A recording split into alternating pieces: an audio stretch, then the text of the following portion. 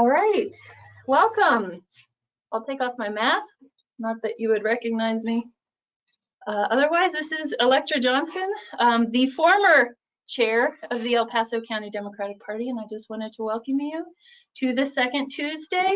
I am so honored to be passing the gavel and the responsibility on to John Mikos to keep organizing this county and this party because it is so vital. We have made so much headway over the last 4 years since I've been chair, and it has been the biggest honor, maybe not the biggest honor of my life because I think having my child was maybe a little bit more of one, but it has been a tremendous honor to transform this county, to work so hard for you, to make this the People's Party, and to really, really start to make some major change in El Paso County. And with that, John Mikos, thank you so much. Oh, I have to hand him the gavel. Perfect. And then I have to put my mask back on. Thank you. Thank you so. So I will now call this second Tuesday to order. Thank you, Electra. So we have a great program tonight on our city council candidates who are Democrats and progressives. But before we get into that, we just want to introduce your local Democratic Party team. As I think many of you know, and in case you don't know, I'm about to tell you, every 2 years, the Democratic Party reorganizes and reinvents itself and renews itself. And we did that this year as part of our reorganization effort. And we have a great team on board, many old faces, some new faces. And so I'd like to introduce them. Next slide. So our county party officers across the top are me, Amy Pascal, and Liz Rosenbaum. We're the chairs and the vice chairs of the El Paso County Democratic Party. And the two other primary officers are our party secretary, Jenna Ducart, and Lynn Brown, our party treasurer. So I wanted to put a face to the name. If you're in the panel, please wave. I can see Lynn's face there. If you want to wave. And fantastic. And then in addition to new party officers, we have a number of at-large members who are helping to lead and guide as part of our executive committee. And they are Chandra Wilkins, Tim Dolan, Ultra Donahue, Electra Johnson, and Mike Madej. So if you're in the panel, please raise your hand. The reason we want to show you their faces is because we want to know you and we want you to recognize us and we want you to be, we want to welcome you. And so I wanted to take a moment to make sure you had these faces. Now, additionally, we have what we call district chairs. So I'll just take a moment to explain this in terms of the Democratic Party organization. So the El Paso County Democratic Party is responsible for supporting and encouraging Democrats in the offices that are within the county boundaries. And that consists of 8 House districts, 4 Senate districts of our state legislature I'm talking about here, and then 5 county commission districts. So we have chairs and officers for each one of these districts.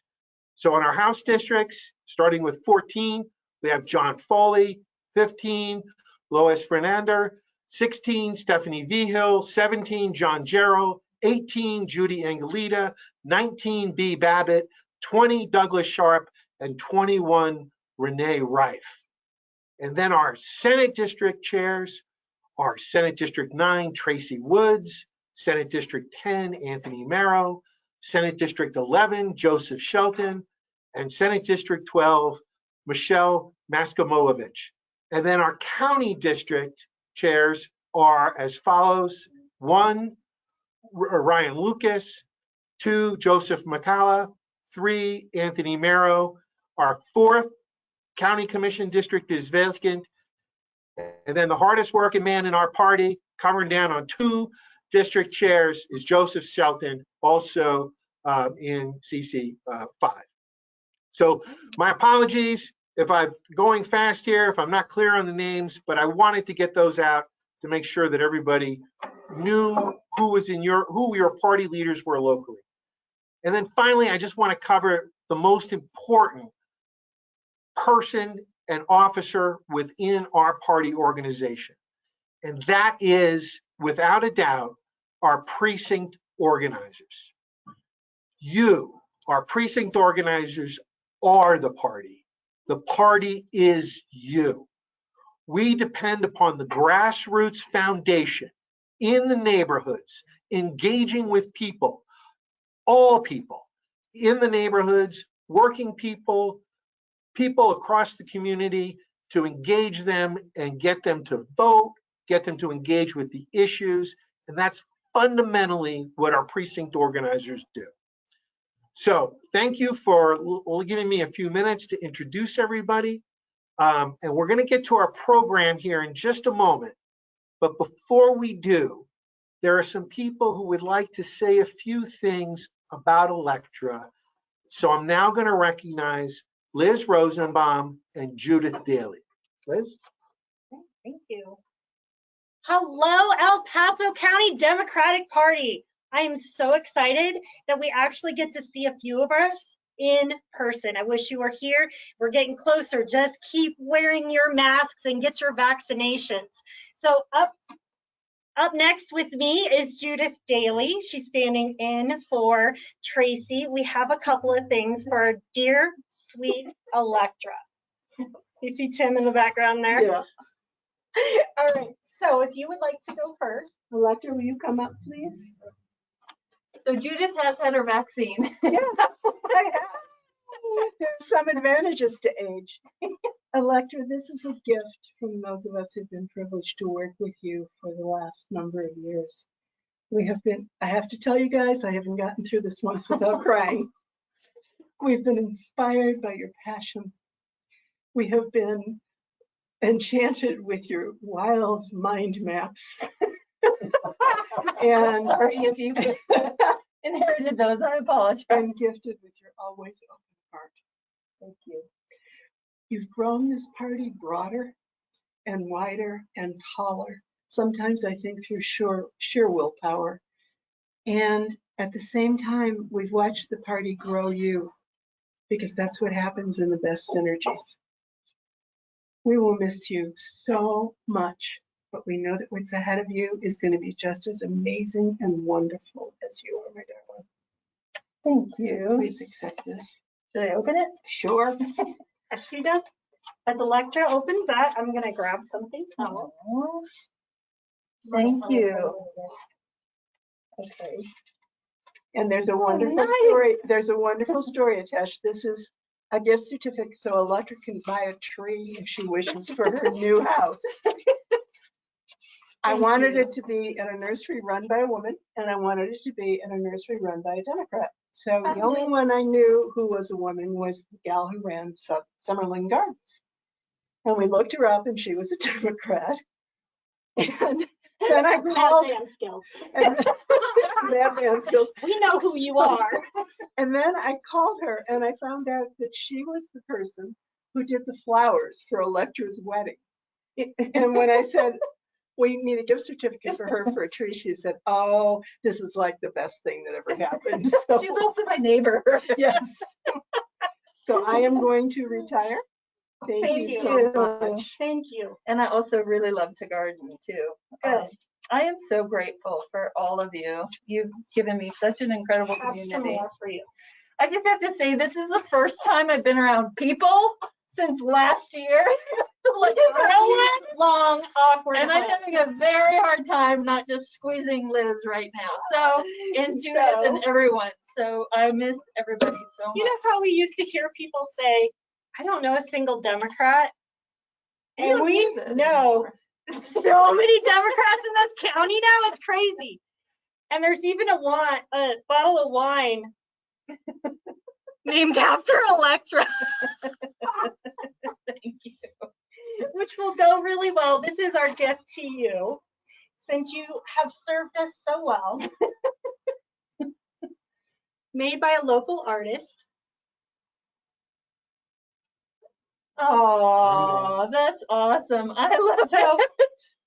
Her name is Josephine, and there was a song that played earlier. If we got it queued up right. So her name is Josephine. So it's a local artist and hand-cut wood. And it says, "Thank you for getting us all into good trouble." So thank you for serving us for Thank 2 you terms. so much. Now have fun. I do have to say that this has been such an honor, and serving you has been just the best. And I don't intend to stop And I'm getting in hugging good her trouble. for all of you. Let's make it awkward. Yep, this is gonna be a three-way. We made it weird. I'm just going to take my mask off and just show you how much Electra, I'm smiling If you and would how like to grateful take I a am. minute or two, and then Okay. I'll jump back in and pass it off to Sure. Well, I do have to say the last 5 years of doing party organizing has been, I came to Colorado Springs. I'm from Colorado originally, and I didn't have a community here. And I thought, where are my people? And I found them all within the political melee in Colorado Springs, and I found so many more. Everybody just started. Once there was one very loud and very vocal and very present person, and it wasn't just me, it was all of these people started coming out of the woodwork, and it's just been an amazing last 4 years. Some of that, of course, we can attribute to the evil incarnate in the White House. But the other piece was that I felt like if we set our ambitions really, really high, then the frustration level, I guess I can take this off since everybody's a little distance away, that if the frustration level was directed at me instead of at the things that were actually going on in this country, then we could move things further ahead than we've moved them so far.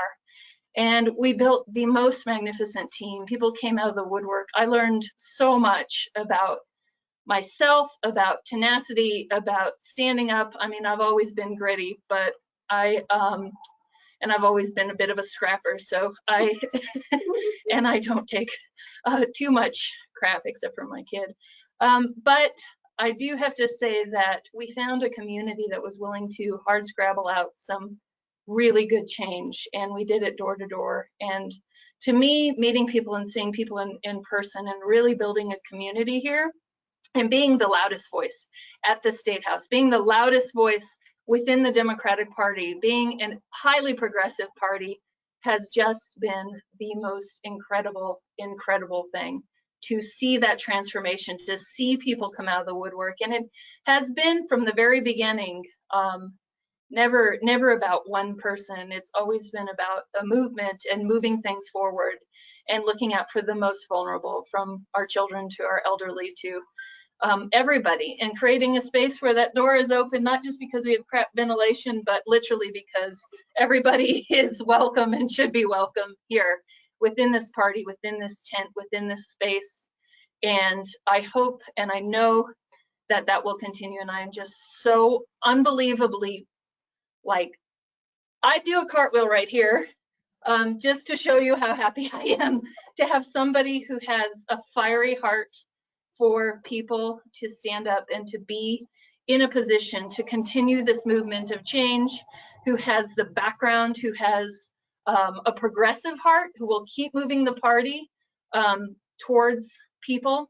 And I think we've done such an amazing work here, and it has not been easy by anyone's stretch of imagination. But what has made it incredibly rewarding is every single one of you.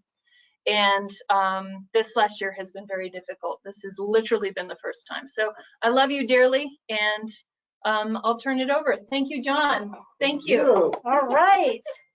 One last thing. We all know why we're Democrats, right? We did this a while ago. But I think there's one more thing we all need. Just one more thing. And I know in the back of your mind, you're thinking it. So, not to disappoint you. Wait for it. We all need a little bit more cowbell. John Mikos, take it away. Okay, well, thank you. All right. I don't know if I can follow that now at this point. But I want to thank everybody. I want to thank everybody for joining us on this second Tuesday. I think this is our first hybrid meeting that we've ever had. We're still working out the details of how to do that, but it's good to see that we're starting to get together and we're starting to do something. So with that said, we will go ahead and move to our program, which is to meet the Democratic and progressive candidates who are running for the Colorado Springs City Council. Now, the City Council race is a nonpartisan race. The Democratic Party does not make endorsements, but we do, as part of our civic responsibility, highlight and make sure that people are aware of the great Democratic and progressive candidates that are running in our city. And so we've got 4 with us this evening. We've got Richard Scorman, Regina English. We have Glenn Carlson, who is on travel. Hopefully he'll join, but we do have a surrogate standing in if he's not. And we have Yolanda Avila. So if I could now ask if the candidates could all appear, is that possible, Chandra, that you can show them and we can make some brief introductions collectively, and then we'll go individually. Hi, Regina. Okay, we've got Nancy.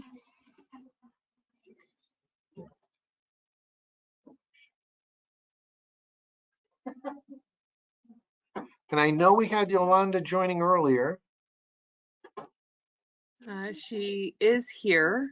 Hold one moment. Okay, we'll give her a moment. We're still working through all the technical stuff.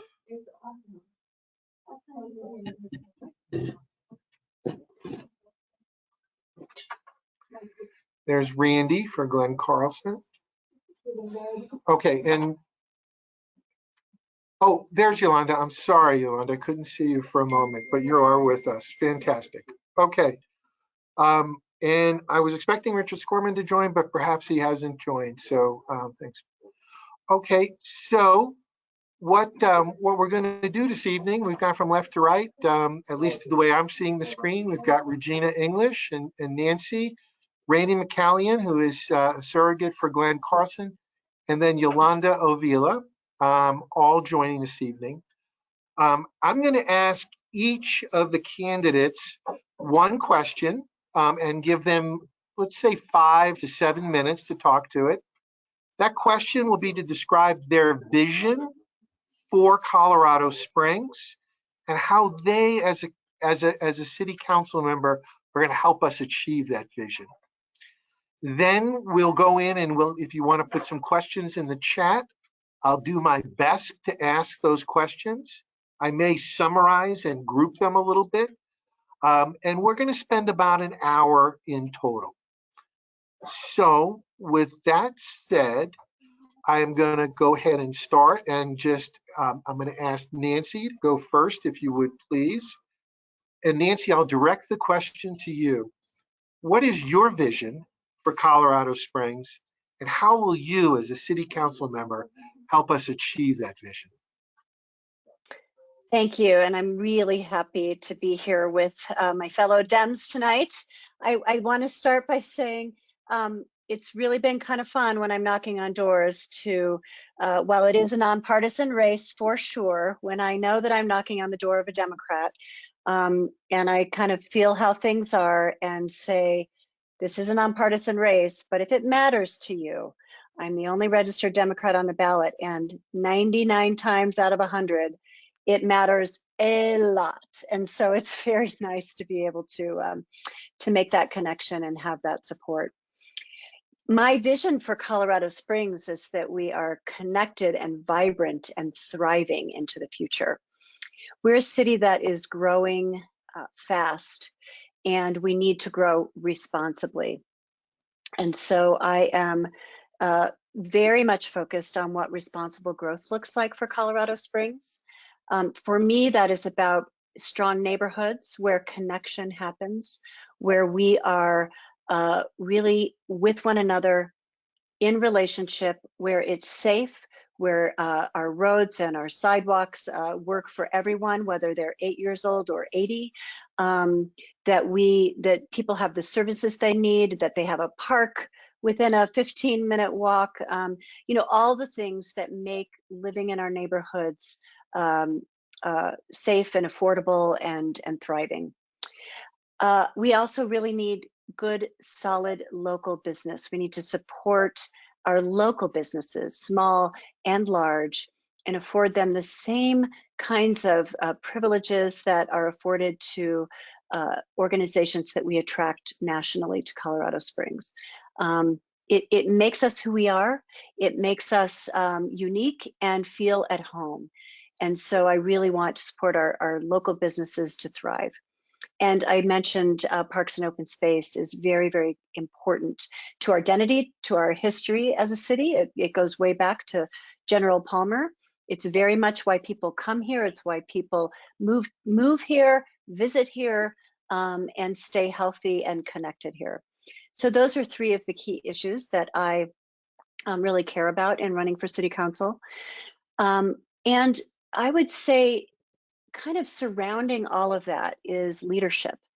And because this is such a critical time, and because there's so many complex challenges that we're facing and tensions that we're having to manage, that good, solid leadership that is with experience and really starts with listening.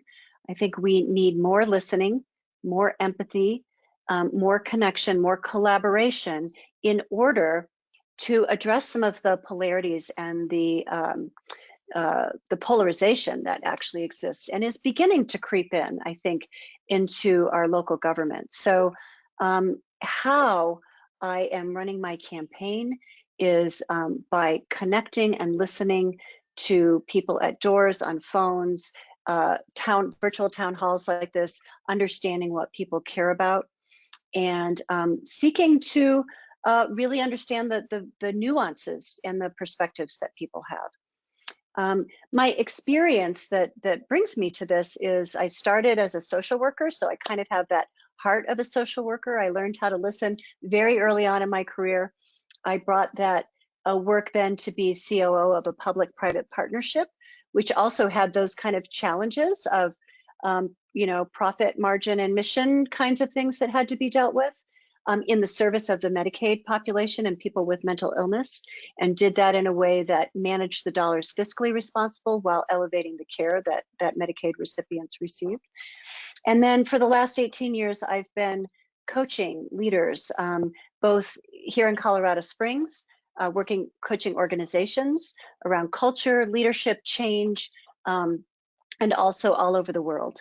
So I think my experience has been calling me. It's been building and growing in me, and I'm feeling really ready to bring it in service to the city and to city council. A year ago, if you had asked me if I would be running for an office, I would have laughed, actually. I don't want to be anywhere near any of this stuff that's happening out there in the political world. And I've actually avoided this kind of thing for most of my life. And so here I am, though, and something happened this summer, and I think it was COVID. I think it was reflection and the challenges and the pause that the earth and the planet gave us to reflect on our lives, and I did that. And kind of a voice spoke to me at some point this summer. I don't know if it was a voice in my head or outside of my head, but it was a voice that said, maybe you should think about running for city council and bringing the gifts that you've been building and the skills you've been building over the last 30 years and give them back to the community. I've served my community over the last 30 years as a board chair for CASA. I'm a facilitator for the Illumination Project, which is really building relationship between our citizens and our police. And I've been the moderator of a very progressive church downtown, First Congregational Church, that's been a vocal a proponent for the rights of all people, regardless of who they are. So I've been giving in these last 30 years, but I feel like it's time to give at this level of governance. So that's really why I'm running, and I'm I feel very honored and privileged actually to be in the room with all of you, who most of you I can't see, but those who I can see are, you know, Richard and Yolanda and Randy on behalf of Glenn and Regina. So grateful to be with all of you very much, and that's what I will stop there talking about me. Thank you. Thank you for sharing that with us, Nancy. I'd now like to turn to our council member, Yolanda Olivilla. Yolanda, same question to you. What's the vision, and how are you going to help us get there? Thank you so much, John, and congratulations for being the new chair. And Electra, thank you so much for your service and the team. So good to see everyone there and the Democratic Party. You guys have all been boots on the ground. You've been the heart, the soul of making things happen. And I appreciate all your hard work. I have been there, you know, making those calls for many years there at the party office. So I'm so excited to be around my peeps. So often I say, you know, I might not be able to see, but I have a clear vision for this city. And what that looks like is access, and equity, and a sense of belonging for everyone. As the years have gone by and the tenor of what's been happening, there's been such a bigger and bigger divide.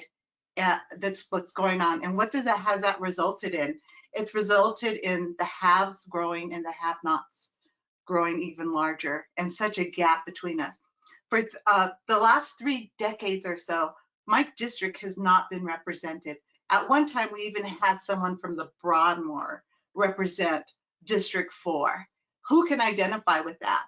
And so I started to run because I saw vision as like when a child can look at someone that looks like them and see them in leadership, or see them as a business owner, or see them at when they go to the doctor, see themselves as the doctor. It looks like an equal access, and that begins with infrastructure, and that begins with transit, and that begins with economic development. Now that might seem rhetorical, right?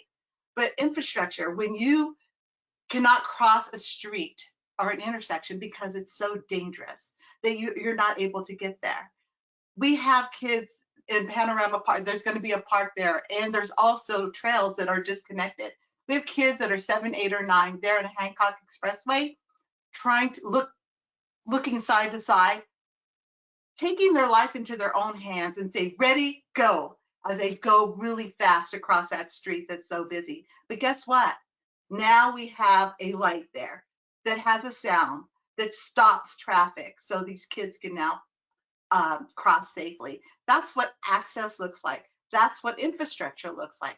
That looks in our roads, in our bridges. We have 2 decaying bridges, a Circle Bridge and at I-25. We have the students from Harrison High School be the ambassadors to the community and go out to the community and see what they wanted that bridge to look like. And they worked with the engineers at City Hall. And it was so wonderful to give these kids, the mayor and I, letters of recommendations for their colleges. But they had input, and that included artwork. That when that bridge is completed, I had one of the students say, when we told her how great these things were, she said, you know, when I grow up, I'm going to bring back my children to say, mommy built that bridge. And she goes, that's way in the future, but mommy built that bridge. And here she's like 16, 17 years old, already thinking of her legacy. That's what infrastructure looks like.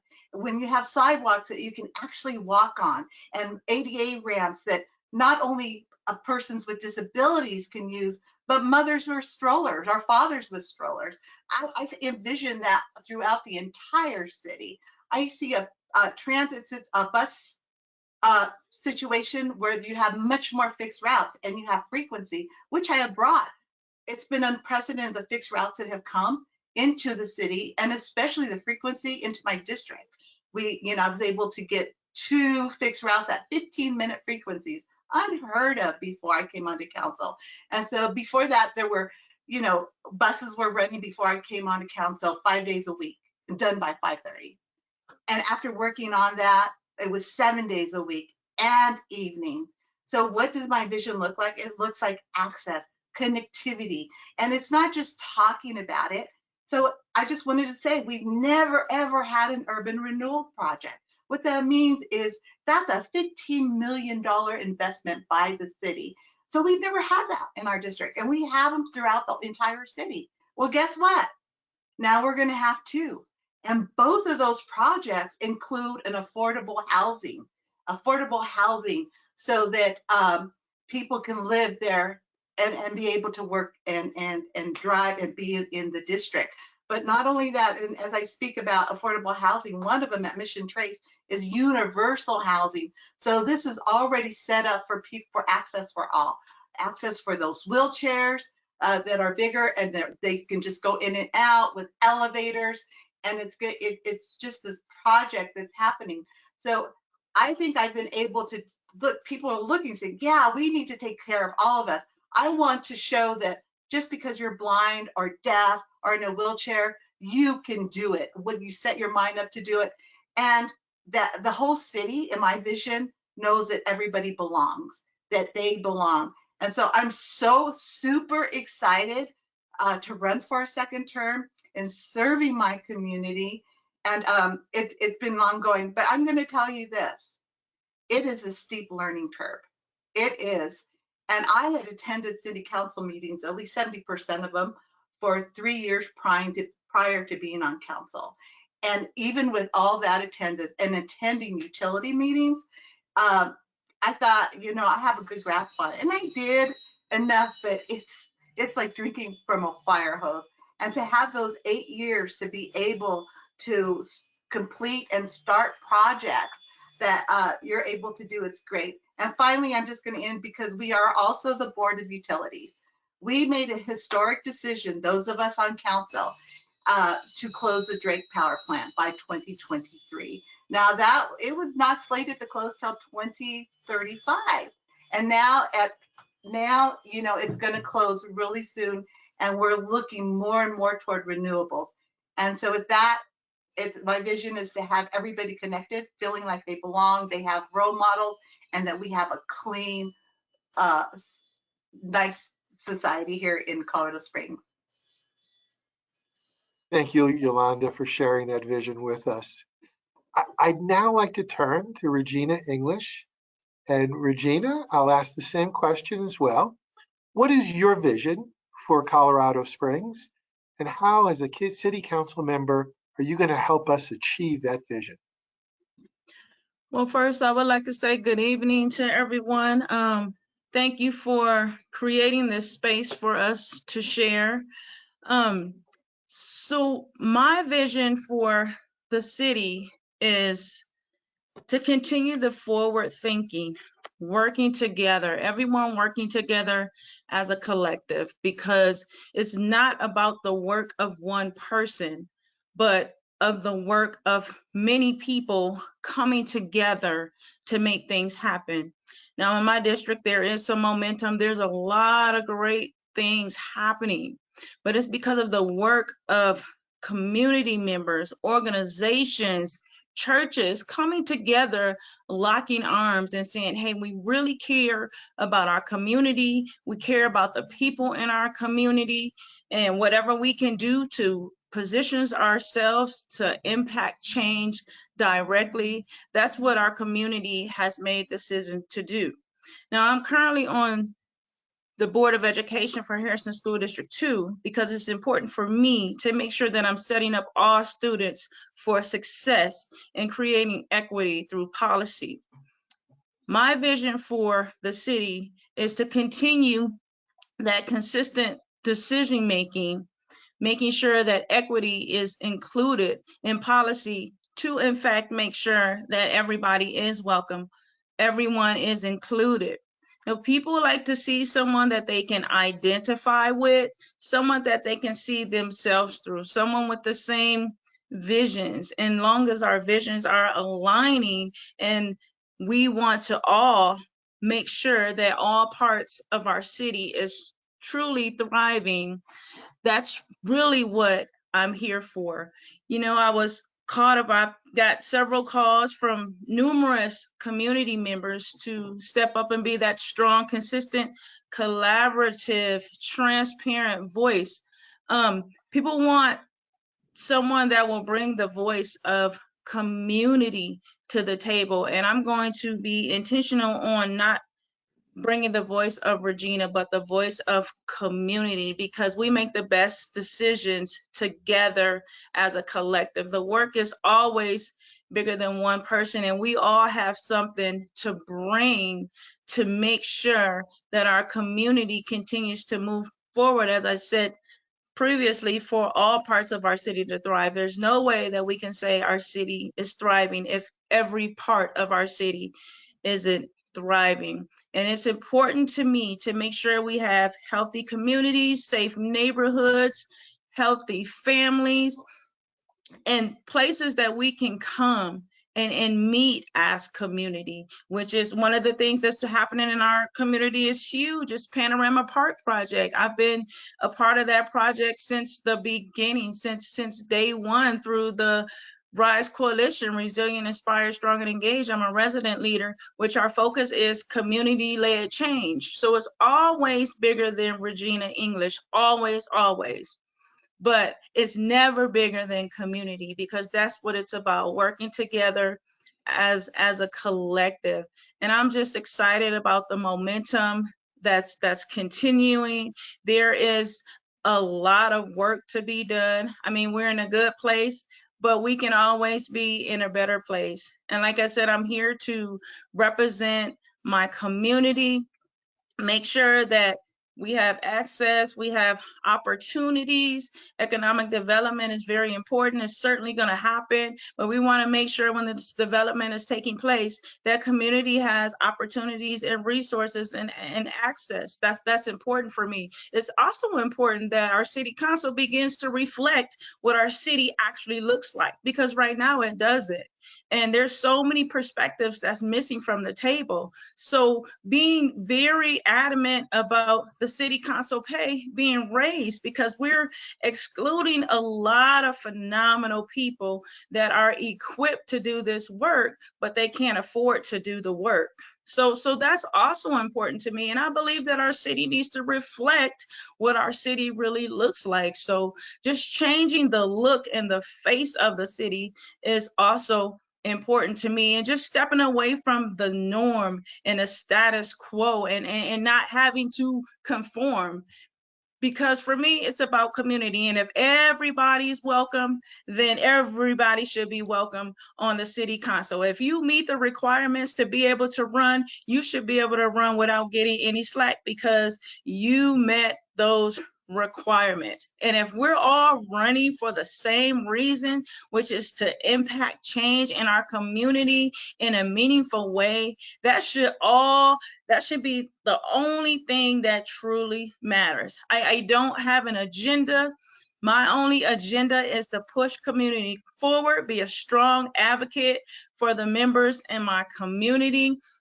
And like I said, I'm honored to even just be in this position that I am right now. I've been living in Colorado Springs for the last 2 decades, and I've always been very active and instrumental in my community in many different capacities. And no matter how things turn out, I'm always going to be active in my community. I'm going to be a strong advocate for my community, just as I always have been. I run an organization for young people. I mentor them through leadership. I run a pageant system for young ladies, mentoring them through the sport of pageantry. And with that nonprofit, my BU, is very important for us to make sure that our young people understand their civic responsibility, right? So when they have a clear understanding of where they're wanting to go and what they're wanting to do and what their civic responsibility truly is, that's when we can get the best of them.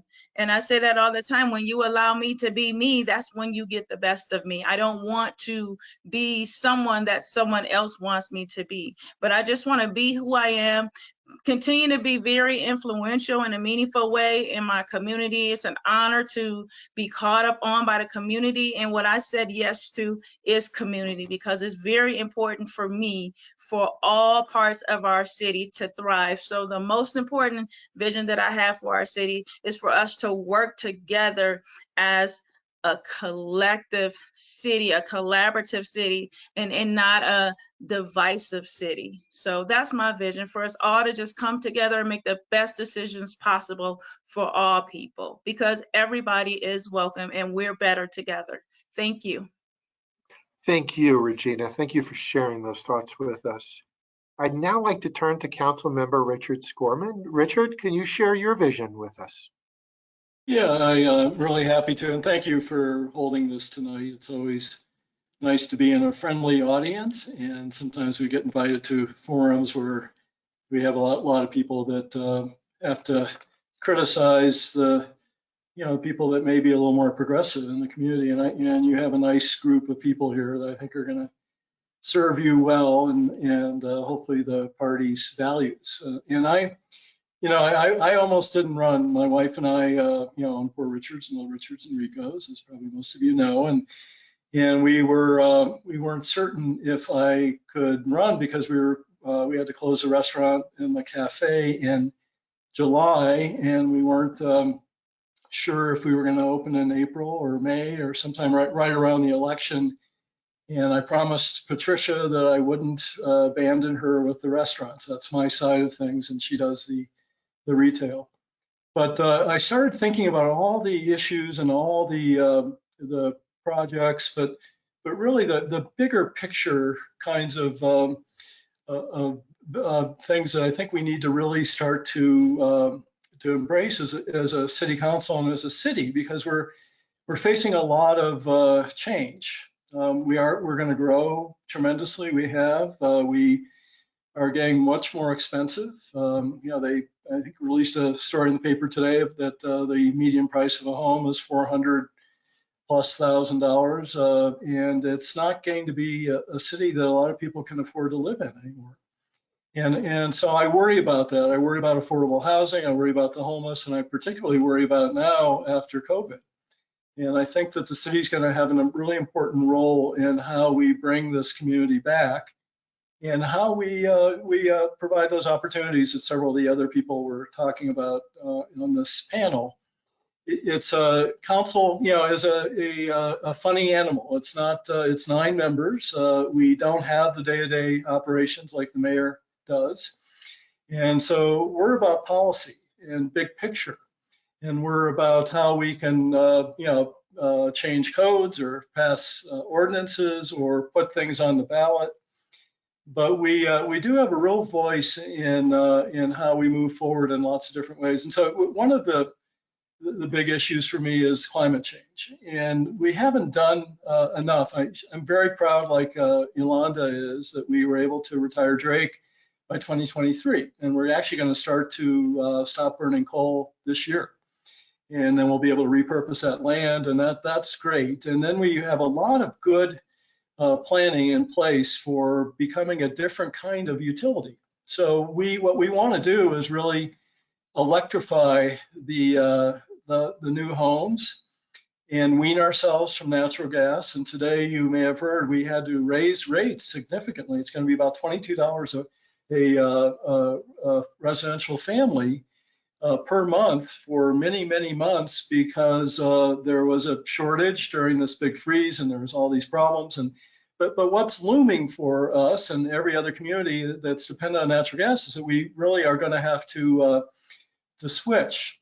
And what we are planning to do is to really have distributed energy. So we want to create solar panels on people's rooftops, have them help invest in that, and then have battery storage, and then to be able to have a very sophisticated grid. So what we have to do is put broadband throughout the whole community to be able to manage that. We have a new control center we're putting in place that's going to be very sophisticated. It's like an air traffic control center, and it will be able to really monitor where the power is and why, and how we can make sure that everybody has reliable energy.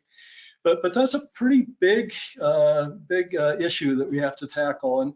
And then I worry about climate change, and for two other reasons. I worry about our fire risk. We dodged a bullet with the Bear Creek fire. We were lucky to have all these neighbors that did mitigation in Upper Skyway. They were wealthy enough to do it. But boy, if the winds that had been blowing like they were at 6:30 in the morning, we would have lost Cheyenne Canyon. We would have probably lost parts of a lot of Skyway, but even parts of the Broadmoor. And it's just, you think about that risk, the largest wildland urban interface in the state, with the state that has the most in the country, second highest number of lightning strikes. That place in the state that has the most is the Palmer Divide. And we have so much more that we can do. And so I've been working with the state legislature to try to put together special districts. And I think that's going to be a key to how we rapidly respond and what we can do to really super mitigate all these wildland areas that are adjacent to where we live. And on the other side of the coin, we have a huge deficit when it comes to urban canopy. And Yolanda's been a big champion of this because her district is the worst. And we have a heat envelope that's increasing about, it's 2.5 degrees hotter than the rest of the state. And the state is often in the 10 hottest of the country. And it's increasing more and more. So we're building power for air conditioners. We have a 19% urban canopy, and we have the emerald ash borer marching down from Douglas County that's going to wipe out, close to 20% of our current forest. People aren't thinking about that big picture. They're not thinking about the big picture with the homeless and affordable housing. They're not thinking about the big picture when it comes to growth. I'm not saying people, I'm saying that, in general, there aren't the big picture planning that I think needs to be in place. And so, I can go through the list of some other issues that I really care about. I think most of what people have talked about tonight are really important. The economic divide, what we require of the police department, how they're accountable, how they're monitored, and how they use force. All the different issues that are involved in policing. We need to roll up our sleeves. I know Nancy Henson's husband is involved with that, and lots of us are on council. But there'll be key decisions made in the next couple of years. So this is my 11th year on council. If I get reelected, it'll be 15. It'll be the end of my political career, 68. I'm not going to probably run for anything else. But I'd love to have good foundations in place to make sure we're thinking about the big picture and to think about what we can do as a council. And I hope that many of the people here on this panel are elected, because I think we have a great opportunity to maybe have one of the best councils that we've ever had. I can tell you, we can make a difference if people come out and support. Now we're talking about maybe 35% voter turnout in this election. We just sent out 303,000 ballots. Maybe 100,000 people will vote. And then think about it with the 6 districts. And so you have, maybe a district like mine that might have 18, 15,000 voters. If the people on this call get 5 or 10 of their friends to vote for us on this panel, it would make a big difference. And what we also have to worry about is that the Trumpsters are very active right now. The people that are really extreme, they're pounding the table. I have 2 of those kind of opponents. And I know Nancy has some, and I know Glenn has some, and so we can't take it for granted. And I hope that people really pay attention to this local election. I think it'll make a big difference in what we are in the next 4 years. So thank you. And thank you, Richard, for sharing that with us. So I'll now turn to our last representative here on our panel, who is Randy McCallion, who is actually representing and speaking for Glenn Carlson, who's on travel and couldn't join us. So Randy? Yes, hello. Thank you for having me. First, I'd like to say thank you to Richard Scorman for bringing up climate change, our fire danger, and all these incredibly present topics that are very impactful and concerning. So thank you. And I'm also really excited to see so many women making government their business on this call. So I am here to represent Glenn Carlson. He's currently on the plane on a trip he had to take. So Glenn is running for District 1, which is Rock Rim and Garden of the Gods in North Union, Nevada Academy area. I will share some stuff about Glenn, and I may not chime in on other questions then. You're not going to get the passion that everyone else had necessarily directly from him, but I know you all know I have a lot of passion. So, okay. Glenn has lived in Colorado Springs his whole life. He was born and raised here, and he was raised by a single mom. And I bring that up because his vision for Colorado Springs builds a lot from that. It builds from being raised here and seeing the changes that have happened over the time that he's been here, and also being raised by a single mom and knowing how resilient and tough people are, but that it doesn't need to be that hard. And he wants to see more equity in our city in those ways. Infrastructure and technology are really important to Glenn when it comes to our city and our vision. Our infrastructure needs a lot of attention, and now with COVID, we know that our budgets are even tighter. And so Glenn is a small business owner, and he's developed a couple small businesses now and runs a few of them. And he has been through these experiences, especially with COVID now too, of having to make tough decisions and run a business that is humane and good to people on a lean budget. And so important infrastructure, improving infrastructure, and recognizing that our city is not equal in infrastructure are things that Glenn focuses on. And an area where he sees that we could save money and make our city better and operate better is through technology and some certain technologies that we could be using to manage and run our city better.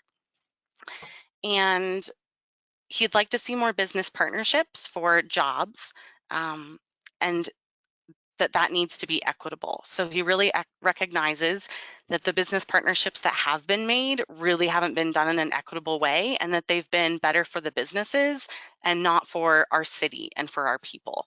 And so bringing that focus, that lens to not just bringing it, there are some great people on city council who do that, but bringing more of that to city council in partnership with those who already do, to make sure that partnerships we make are serving the people in our city and not strictly the company. Glenn has served on the Trails and Open Space Coalition for a long time, and so spaces, trails, parks are really important to him, and we know how important that is for our health, and that's one thing that drew me to his campaign. Also was his focus on public health in those ways, and recognizing that as people, we are more than just creating a good city with our work. We need to enjoy it and deserve to enjoy it too. And he's been a part of and sees really important the fair rezoning, and he's been a part of the Retool Colorado Springs. And though I don't know a lot about that, that's important to Glenn, and I think that's important to mention, is because, again, his vision for Colorado Springs is bringing more of our democratic voice of equity and partnership and fairness to City Council. Give me a sec. Yep, I think that's pretty good.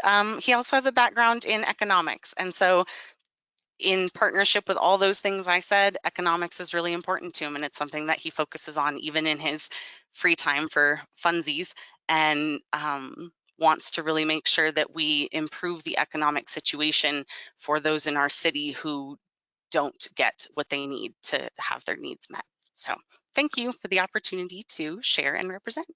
Glenn. Thank you, Randy. I'll ask a few questions, then I'll encourage others to put questions in the chat. What I'll do is maybe direct it at one person, or encourage one person to respond, but then welcome others to please join in a response. And the first question I would like to ask is about something that our great Democratic President Franklin Roosevelt once said, which was, he gave a speech called the Four Freedoms. And in that speech, he listed a number of freedoms that were fundamental as Americans. and one was the freedom from want. The freedom from want, and he described that as things like having a home and having a job and having a future. So I'd like to ask you to share your perspective and what we as a city can do to help our citizens achieve freedom from want. And I will go ahead and I'll start with Nancy then, if I may. Sure. What a lovely thought and recollection to those words. Yeah, where my head first went, in fact, was the need to know where you're going to sleep, to know where your head is going to lie, and the stress that exists when you don't know where you're going to be staying and sleeping. Be that if you are homeless or don't have a home, or are on the verge of losing your home, or are wanting to move to Colorado Springs and don't know if you'll be able to find or afford a home. So I think I'll just focus on that particular issue, which is around housing and attainable, affordable housing. The city actually has a 75-page plan called Home COS that is quite a detailed strategic plan. I've been pretty impressed as I've dove into that plan. And one of the things that I think is important for everybody on this call to know about me is that I'm coming in to learn and see and know what's already been done and where can we do it more effectively and better. And so there's a lot of work happening around homelessness with the continuum of care and work that's being done there, the Home COS plan that I mentioned. What I'm interested in seeing happen, however, or making sure, exploring and understanding is, do we have all the right parties at the table, all the voices we need, all the stakeholders involved in really addressing that plan? And is the city, both city council and the mayor's office, are we using our bully pulpit and our power to elevate this and prioritize this as an issue to be addressed? Because it's so complex and there are so many factors, everything from retool to transportation needs to be a part of it. I mean, in order to do this really well, there are so many facets that need to be involved. So I'm really keen to make sure that we have the right voices at the table. I heard a phenomenal speaker. I think her name was Tamika Butler. I hope I remember that right. She was actually talking about equitability and transportation, but she said something that really stuck with me. And that was, if everyone isn't a part of the planning, we are not planning for everyone. And so there's good planning that's happening, and I want to learn more about that, but I also want to make sure that we have the right people at the table, that we are having first a conversation about the shared values. What are we trying to accomplish here? And are we all striving for the same thing? So that when there are those tensions between builders, developers, folks needing to buy, wherever those tensions might arise, we have a common ground that can help us move forward. So I would say freedom from want of knowing that I have a place to rest my head that is safe and dry and warm. Thanks. Yeah, thank you, Nancy. That's wonderful. Regina, I'd like to turn to you, and maybe if you could share your thoughts. How do we achieve freedom from want here in our city? Well, I'm just gonna take it someplace else, especially in terms of speaking of freedom. People should be able to just be free to be who they are, like in their skins, in their no matter who they identify as. And like I said, what's really major for me is just free to be me, free to be a a Black woman. And I can go a step further and speak to the police accountability. I just want us to be able to be free to not be profiled because of the color of our skin, not be labeled as thugs and criminals and people that don't matter, because we all truly matter. Like, I'm not ashamed to be in the skin that I'm in, and I want to be free to be a strong, resilient, tenacious Black woman. I'm very capable of doing the job. Like, I am enough. My people are enough.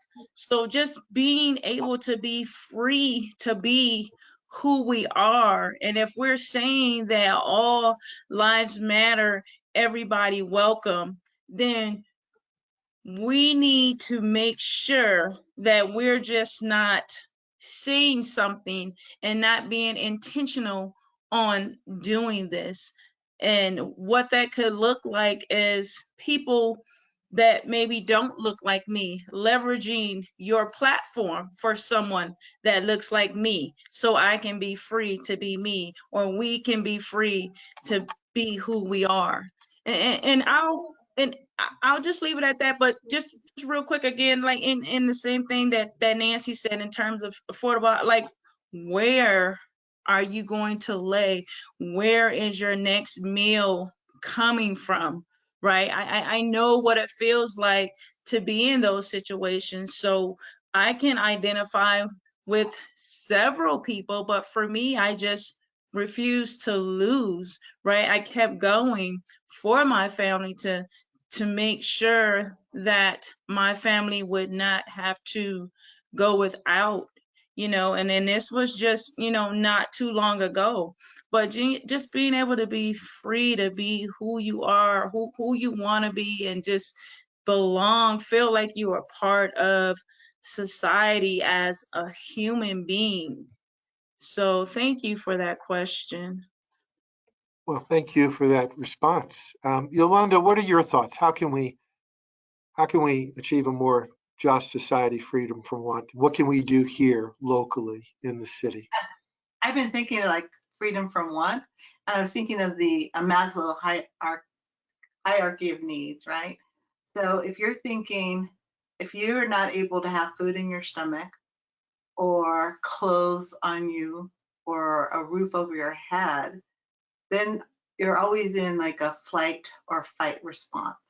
You're not able to grow or be able to be relaxed, to read, to learn, because you're so busy with surviving. So it's if you're thinking about healthcare, I think like healthcare is a right, and we shouldn't have to be thinking if we are going to go without food to get medication. I think so. I'm struggling with the want and the need, and so on that. So because I can see that I might want a Lamborghini or something, and to be free from that, maybe that would be really good, so I wouldn't be worried about that. But I'm really thinking about the needs, and I think about my district, and Richard talked about it a little bit, but we are 6 to 8 degrees hotter than the rest of the city. So we have to worry about, our health, the shade. We live 16 years less than the rest of the city. And now with COVID, I understand that Black men and Latino, not men, but race and Latinos, we got an additional 2 years off of our lives. So we're not free in that aspect. So when we have deserts of a heat desert, when we have food deserts, when we have medical deserts, like we never had a clinic in 80916 until 2019. and we were able to get a clinic that has, you know, not only medical, but it has dental and vision and behavioral health.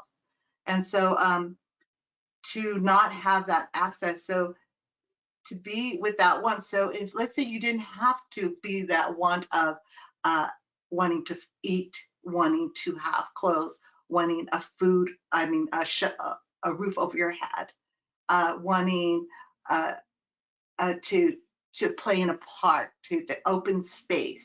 If you didn't have those wants, it would give you the freedom to grow and explore life and enjoy. And so those are things that we can impact, right, in making it safe and making food access, because we also have a lot of food deserts here. So it's important. And then freedom of people's rights. You know, we were, by city council, there was a transgender issue in terms of, you know, should trans be able to use the restrooms, and that same old story. And when a child is born, that child needs to have the freedom to express as they see themselves, whether it's he or she or they. It's important that they have that freedom, so that at the same time, they don't have to live in fear all this, you know, through their life, and that instability. And I think one of the, somebody told me a story that she's telling her mom was very upset, suffering for dementia. I think we all need, as individuals and as a community, to feel safe and that we belong. City Councilwoman Yolanda Avila, thank you for sharing those thoughts with us. Councilmember Scorman, I'll ask you the same question. Freedom from what? What can we do here? Well, there's a lot we can do, and we, you know, we're just starting to do a lot more. And Nancy, you're right, we have a good plan, but we haven't put it in place. And if you think about housing, you know, we're probably about 25,000 units short affordable housing, where people have to spend more than, you know, 30% of their income on their rent and utilities. And so we need to build a lot more. And we just need to really increase the inventory. And so I have been a big proponent of providing every advantage that we can for the marketplace to be able to build more. And there are people out there that are willing to do it, but, you know, we need to figure out how to waive fees, to create land banks. So both nonprofits and the city, utilities, people that have land will be able to donate it or sell it very cheaply. And that land is the most expensive part of affordable housing. And then, you know, we need to do inclusionary zoning. And I know that's a terrible term to say in a place like Colorado Springs. It doesn't like government telling them what to do, but unless we require more affordable housing when we build market level housing. So say there's a new affordable or a market level apartment complex that has 300 units. Well, maybe 10 or 15 or 20% of those should be affordable. And then in return, we offer other advantages to the builder so they can make up that difference. But you know, those are the kinds of things that other communities have done well. They have affordable housing trust funds. We don't have any. And we do have some nonprofits that are interested, but we're also going to be getting a ton of new money from this CARES bill. We just learned today from the mayor, it might be as much as $70 million. And I would like to see a big portion of that go to an affordable housing trust fund, because then you can have the ability to build.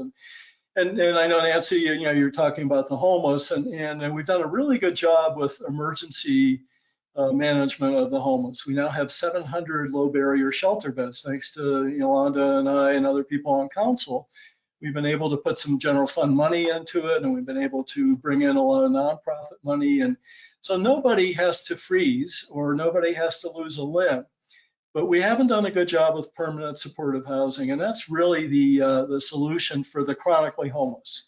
You know, people that have mental health issues and people that have substance abuse issues or just have no resources out there.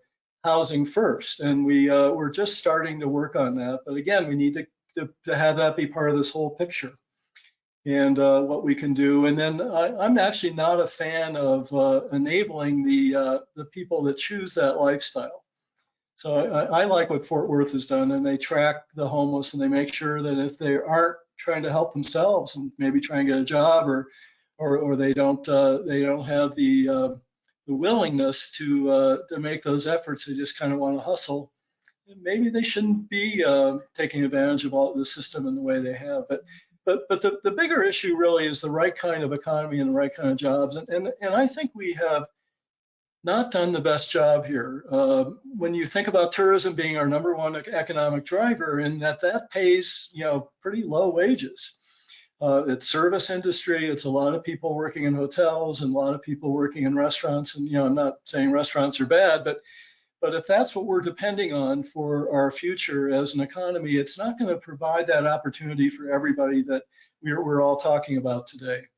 And I think we really need to think about how we grow and what we bring in terms of new economic development, and not be so dependent on both the military. The military, is great, but Fort Carson may not be here for a long time. When you think about a major infantry division with heavy armor and tanks, it's not the kind of wars that we're going to be fighting anymore. And so I think we have to think broader and really make it an appealing place for young people and entrepreneurs. And that's why I'm happy that Glenn and other people are running who are younger, who have those kinds of values. We're really trying to do a lot with downtown. We're very much on the cusp of making it into a great urban core. We need to allow for a lot more density and ways that we can grow without having to have these huge single-family homes and a lot of sprawl. And so I think it's all part of the mix. But you're absolutely right. We have that obligation as a city to make sure that people have those opportunities. And if they can't take care of themselves, we absolutely have to do it for them. Thank you, Councilmember Scorman.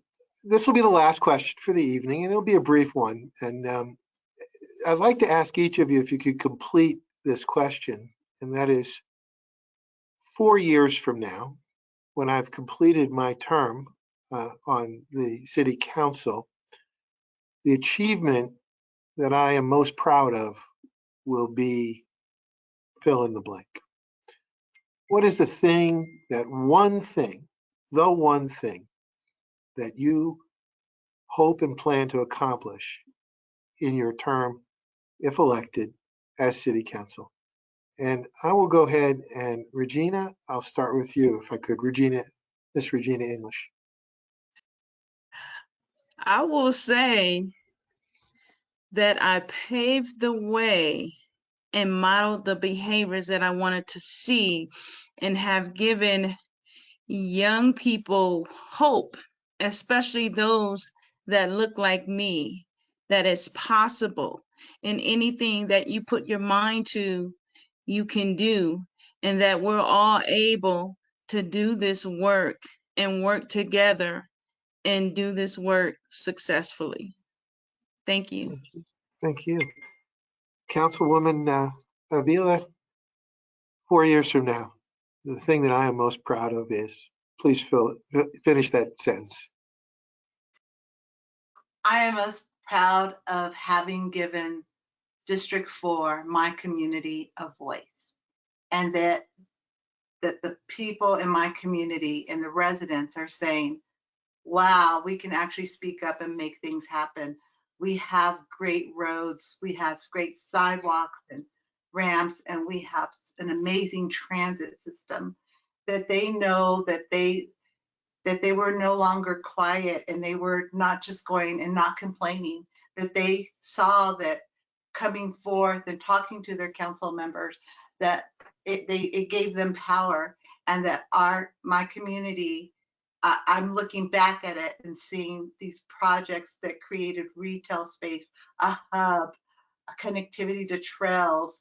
I will be so proud of that because I've seen it start already, and to be given another 4 years to see a community that is healthy, that feels safe, knows they belong, and that they are no longer the perception that, oh, those people at Southeast, they're just crime, they don't do anything. but now they have the perception that it's a cultural center with resourceful people, good people, people that take care of their neighbors and have a place to go to gather, and just to be able to watch all that happen through my term. At the end of my term, I'll be so proud of that. Thank you. Thank you very much for sharing that. Councilmember Scorman, I'll turn to you and ask you that question. And I do want to make a note. I said that was the last question, but it's been called to my attention that there are quite a number of questions that have come into the chat. So I'm going to keep you for a little bit longer than this, but we'll keep going. But so Richard, I'll turn to you. The question, you're most proud.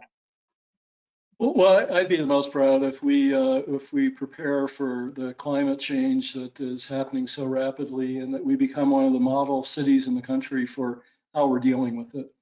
We have a little oasis here. We are lucky we don't get the pollution coming down from the Palmer Divide as much as all the cities north of us, but we're really at the verge of having a crisis here, and I think we just need to really prepare for this in ways that I've been talking about a little bit earlier, but to make sure that we are leaving the city and that we have a quality place to live for the future. I worry about the kids and grandkids out there, and all the people that are moving here. We have more millennials moving to Colorado Springs than any other place, and it just we can create this great oasis here if we plan it well. And one of the huge parts of it is what we do to connect ourselves. The park funding and the greenway funding, and how we make all these ways for people to not drive in their cars, I think is going to be an important part of it. Thank you. Thank you very much. Nancy, would you share your thoughts? Yeah, We're most absolutely. proud 4 years from now. Yeah, I'm going to start with a quote of a favorite author and thinker of mine, Margaret Wheatley, and it's the tagline on my email for my campaign. And it says, "There's no power for change greater than a community discovering what it cares about." And my sense of accomplishment in 4 years would be that in my district, that my community is discovering and having voice and feeling engaged in what it cares about in Colorado Springs, and is involved and connected and holding city council accountable, but also being civically engaged because their voice has been heard. They felt seen, heard, and respected. Great. Thank you for sharing. There was a question. I'm sorry, Randy, I didn't, please. I wasn't sure the degree you wanted to answer for Glenn, but please do. Thank you. Yeah, no, that's okay. I just wanted to sum up or say two quick things to just kind of address the last question and this one for Glenn that I think he'd like to point out. On top of secure and stable housing, which we all want to see, and so does Glenn, and food security is a big issue down here too. What I think Glenn would say he brings to the table as an entrepreneur, and as Richard Scorman pointed out, a young entrepreneur that we would really need on council, is that he's good at addressing new ideas and collaborating on new ideas. And for example, we need more fresh food access here in Colorado Springs. We grow very little of our own fresh food here. And Glenn could see making partnerships in the sense of creating more jobs where we need it, such as fresh food development, more edible landscapes, for example, because he really cares and loves the outdoors and parks. And trails and open spaces. And then the last thing I'll say is when it comes to priorities, something as a young business starter and owner that Glenn understands is that you have to invest first before you will see things. And a lot of times I think this city and its past leadership believes that you get money out of something without investing in it, and you don't. And Glenn really understands that you have to invest first in something. Thank you. Fantastic. Okay, well, thank you, Randy, for doing that. So there are a couple of questions that I didn't initially see, and so my apologies. Let me just scroll through here and try to summarize a little bit. And Let me see.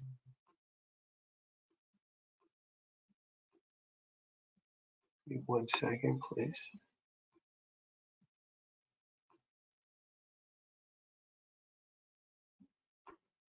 Okay.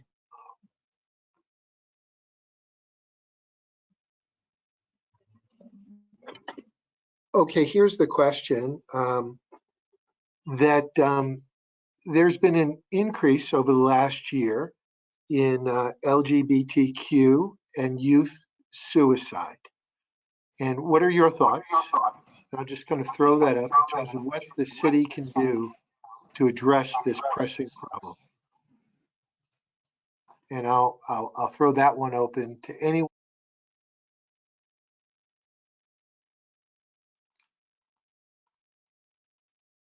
Like, I mean, I could certainly jump in a little bit. You know, the city doesn't have a lot of responsibility in that arena, you know, but Yolanda is a member of the Board of Health, and I know they work a lot on that suicide issue. It's you know, there's a lot of education that happens out there. I wish there was an easy solution to it. I think the city could be a lot more proactive in hiring LGBTQ employees to have more of those people that are LGBTQ owned businesses. We could do contracts. I think there's ways that we can help promote, but it's just, you know, the county is who deals with a lot of this through the Department of Social Services and in the local hospitals. You know, there's a real mental health gap here. And there's going to be a lot of funding coming. Memorial Hospital, or you know, UC Health has committed $120 million to the state of Colorado for mental health. I hope we get a big piece of it here, because we have a lot of issues, not just the LGBT community, but certainly our veterans community. There are more deployments and more injuries and deaths from Fort Carson in the Iraq and Afghani wars, and a huge substance use problem, substance abuse problem. And that's something we're going to be getting some major money from the settlements from the pharmaceutical companies, the opioid crisis. I hope that we can really direct that money to help in lots of ways. I imagine that in the LGBT youth, there's some substance abuse issues as well. I'll speak to this maybe even a little bit more broadly. Certainly in that population and among those groups of people, but generally, I think, you know, on the entire planet in this last year, the level of stress, the loss that people have experienced, whether it be through death or jobs or fear that people are experiencing around the globe. Honestly, we are in this profoundly difficult time as human beings on the planet, and what's happening to our climate. There are so many things to really be distressed about. You know, what can City Council do from a policy or governance perspective? I think Richard's right. I'm not sure that directly there is a lot, but there is again, it's a leadership question. It's a human, how are we showing up? Who are we thinking about? How are we taking care of ourselves, our own resilience as individual leaders? And how do we model that? And how do we continue to bring those questions to bear as we are having whatever conversation it might be, and be thinking about the loss and the stress that exists, and that we can help each other through kindness, through connection, through listening, through paying attention, through honoring, through relationship. And, you know, even in City Council where things can get rather intense at times, showing respect and listening to one another and modeling that kind of behavior, I think it's a nebulous response, but I think it's a fundamental human response. And I would say we need to be good leaders who are taking care of our own mental health and our own mental wellness, so that we can show up and be present for the people that we're leading. And I would like to respond. All of us have really dealt with you know, some things over these past few years are, and really with this time of COVID, our mental capacity has certainly been challenged. So there are a lot of people experiencing many different emotions. And I believe that as a city, as a community, as a people, we need to be more intentional on being inclusive, because we're not that inclusive. We're just not, because I feel things as a Black woman. So I can only imagine how an LGBTQ person feels. And when you feel like you're not a part of, or you don't belong, and people aren't willing to embrace you and embrace who you are, I believe that's where some of these thoughts and things begin to happen. And we need to be more proactive and educate ourselves. And also, once we educate ourselves, that will give us a better ability to understand people who are not like us. But we need to allow people to be who they want to be and not make them feel bad about it or penalize them. So I just would say overall, we need to do better as a community on being inclusive and including everybody and making them feel like they are a part of our city. That's something we all need to champion, because that's very important, because someone shouldn't have to take their life because they don't feel a part of or feel like they don't belong. That's just not okay. So we need to do better on inclusivity. Yeah, thank you for sharing that. Yeah, Councilmember Avila, please, your thoughts. I wanted to share that, you know, since being on council, I get a lot of requests for people to write papers about what I'm doing, or it all the way from elementary school to people getting their master's degree.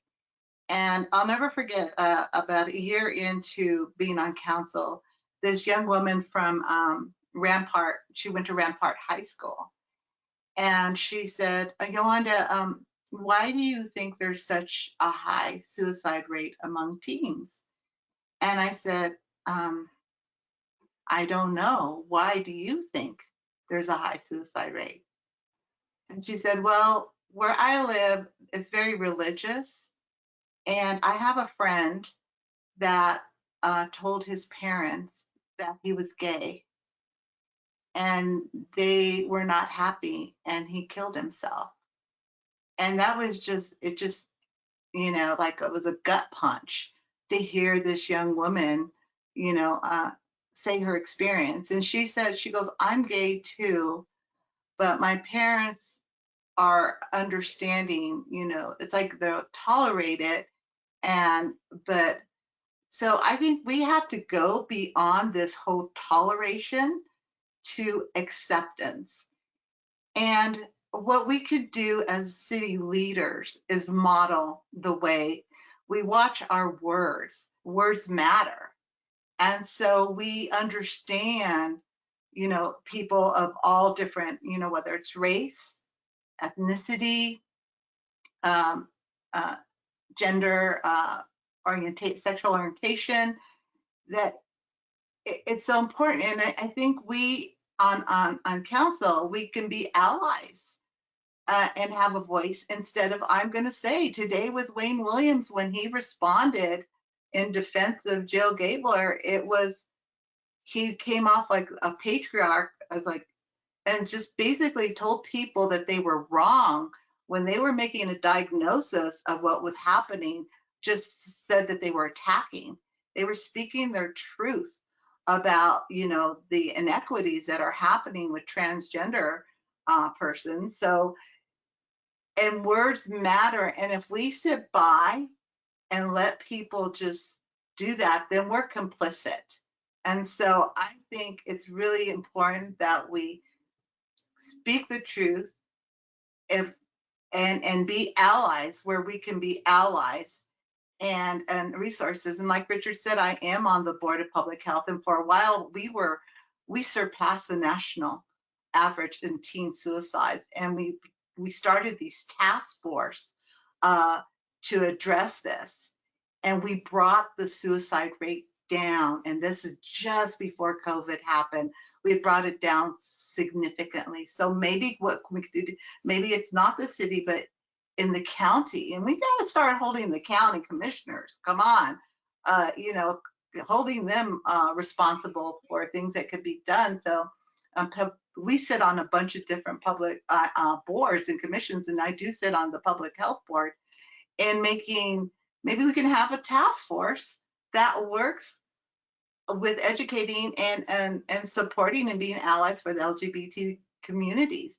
And I think, like Richard said, we need to hire, they need to be represented in jobs and in positions, as well as people that are Black and Brown and Indigenous in the same way. So it's daunting and it's really sad. And I did a tour with Inside Out Youth, and it's heartbreaking to see, you know, all these beds because parents have kicked their kids out onto the street because they do not, you know, agree with what they are. And so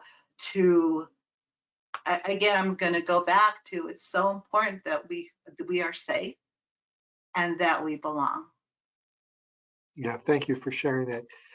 Randy McCallion, is there something you wanted to share with respect to this?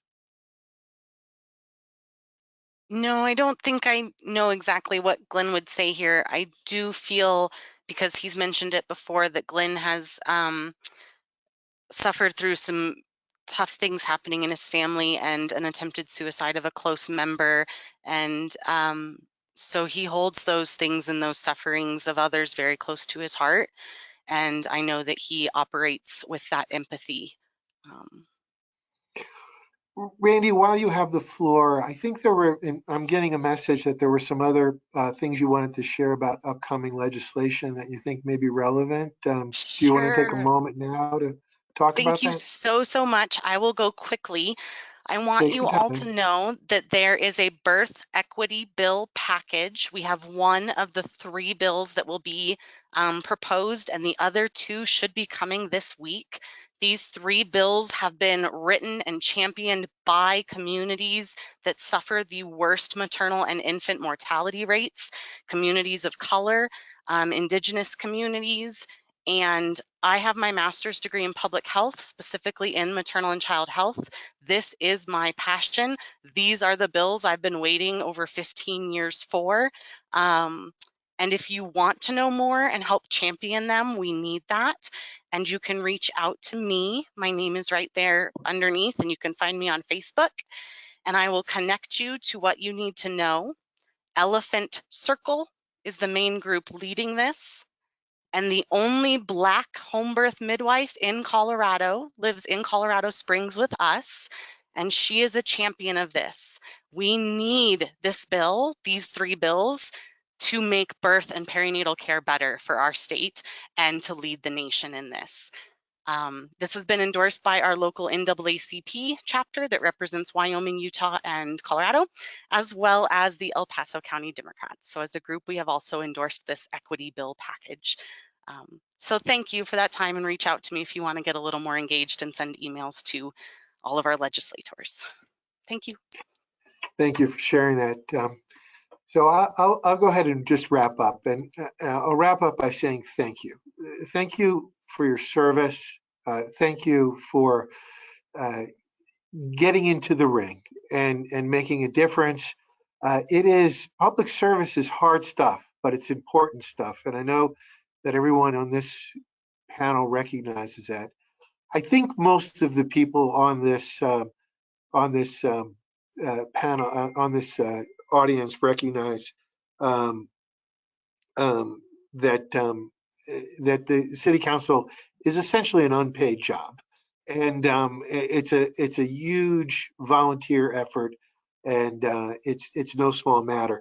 I do have a couple other, I want to be respectful of time, but I also want to be clear of making sure the questions get asked. So Chandra, I can see you're messaging me. I am having trouble sorting through the messages. If you want to text me the topics, I'll try to ask a few more questions before we close. I can do that, or I can just read them real quick. A couple of them are pretty short, it looks like. That would be fine. Why don't you go ahead and do that, please? Okay, so one of them is regarding the tree canopy, and this one is for Richard. Regarding the tree canopy, is there a discussion about providing native trees at wholesale prices to citizens to plant in their own yard? That is one of the questions. So if you have any answers on that, Mr. Scorman, we would happily listen to those answers. If not, we will move on to the next question.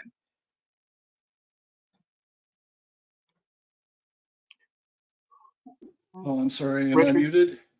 Nope, you're on. You're now unmuted. Oh, okay, Please go okay, ahead. good. Yes, and it's through the park department. So if people would reach out to them, we do have that in place. We need to be a lot more proactive. You know, we're talking about planting 18,071 trees for our 15,000 trees for our sesquicentennial. But I think it's you know, there's going to be a lot more efforts made. And certain neighborhoods have done a great job. Nancy's neighborhood, they have the North End Woodlands group, I think it's called, and they've been planting trees in the medians.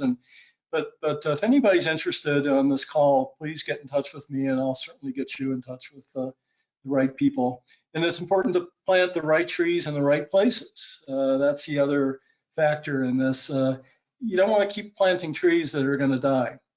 You know, the emerald ash borer is marching down from Douglas County, and we made a mistake in the 70s and 80s when we built out Rustic Hills and Village 7 to plant only ash trees, and now we're paying the price.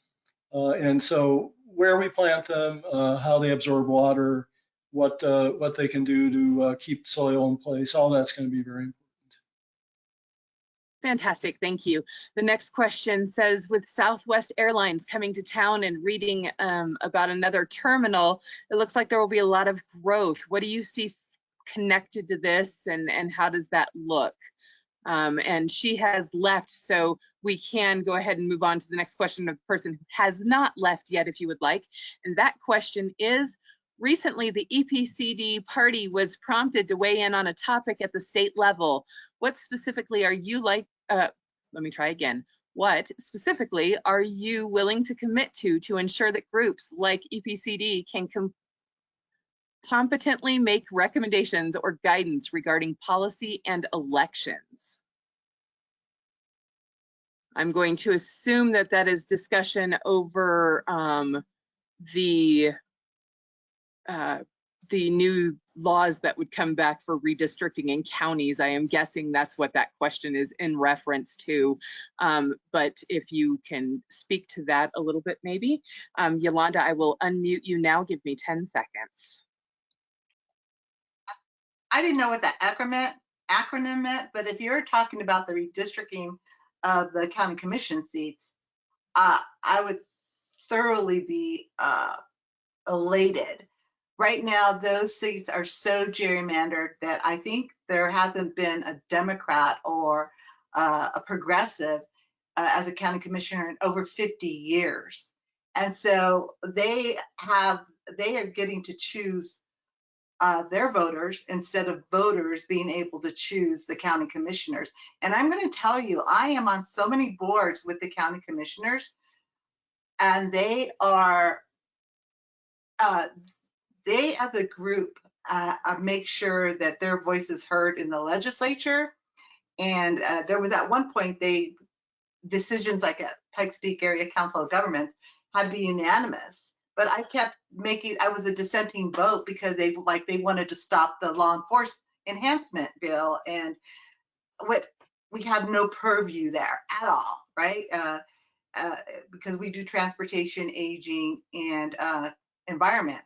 And so, and the boards that we're here on in the city, it's reflected of what goes to the state legislature. And so we're always opposing things that would be really good for progressives and that things that we believe in. And so it's so important that those get redistricted equitably, and that now that voters need to pick who their representatives are. And if that happens, I will be super, super excited.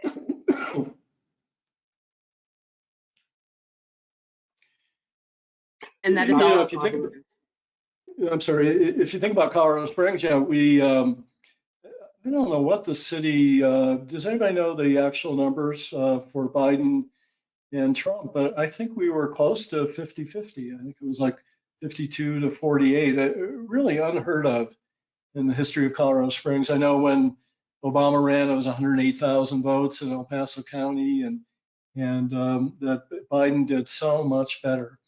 And I just think that we have a great opportunity, and I hope with this redistricting that they really look at, you know, how to make us more of an even playing field. But when we had Pueblo, we had the opportunity to actually have a good congressional seat.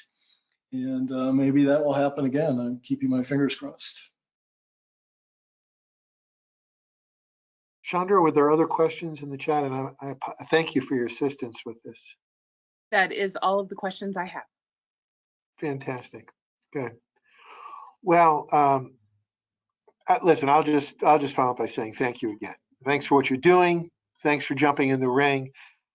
Thanks for being dedicated and for being progressives. And we're just very happy that we were able to, you know, provide this small forum for your voice for our community. So with that said, I will go ahead and close our second Tuesday. I'll take my brand new gavel that Electra gave me, and I will close this meeting. So, and here comes Liz with the cowbell. Good. Remember to vote. Okay, Thank you. thank you all. Have a good evening. Okay.